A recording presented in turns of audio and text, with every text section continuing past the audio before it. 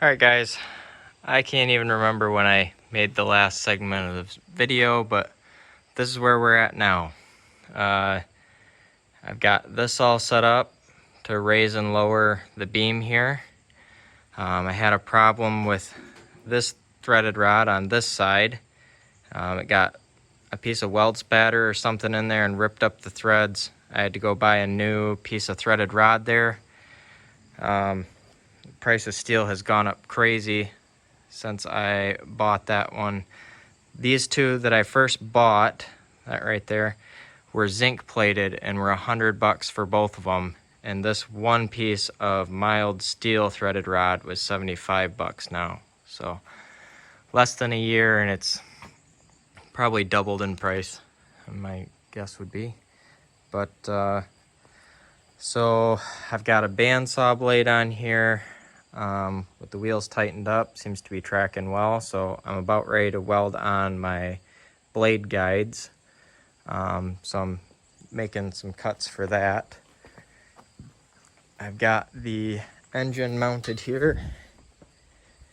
I ended up buying a key cylinder, but I guess it's made for a car because the ignition portion doesn't cut the or ground the coils. It gives power to it. So in order to shut it off right now, I need to just ground out the coils there like that. I'll rig up a kill switch for it later. I had a really hard time getting this thing to run. Right behind here is the carburetor, and I just could not get any gas to go into the carburetor. Spent like 2 or 3 days, replaced gas lines, messed with the filter, cleaned the carb several times. It was clean as a whistle.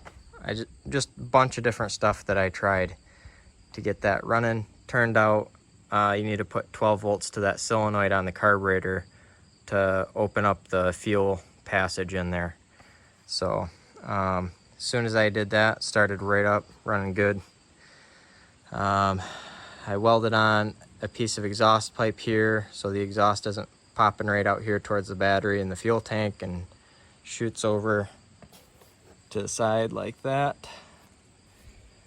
I got my log dogs made here. So you can see there I just used some 3/4 galvanized pipe with a, I don't know if this was a 1 inch. I think that's a 1 inch. Yeah, one right there. 1 inch to 3/4 T. And then once you move it off to the side like that, you pull on that and it does not move. So you can tighten up your screw right here. So you set that log down there, slide it up there, and then start tightening that screw, and that'll torque it over. I decided for my braces over here that I would just do, I tapped into the I-beam here for a 1/2 inch bolt. And I'll just buy different 1/2 inch bolts for the height here. So these are just the ones I had on hand, but I'll buy some longer ones so that log can slide up to that bolt. And then you can tighten it down with a log dog. And then when you're cutting down short, you can take this out, put like a 1 inch in there, tighten it all the way down, just slide it up to the top of the bolt. Same deal. I believe that catches you up for the most part. Oh, I've got this idle tensioner. Not really super happy with this, but that's what I got for right now, and I really want to start cutting. So pretty much just gravity pulls down on that side and lifts it up. I'm not sure if it's going to be tight enough or if I'm going to have to hold this down or tie it down or something, but and then when you lift the lever up there, it takes the tension off from the belt. So that'll catch you up to speed. All right guys, let's start this up. So lift up our tensioner. Got our engine running.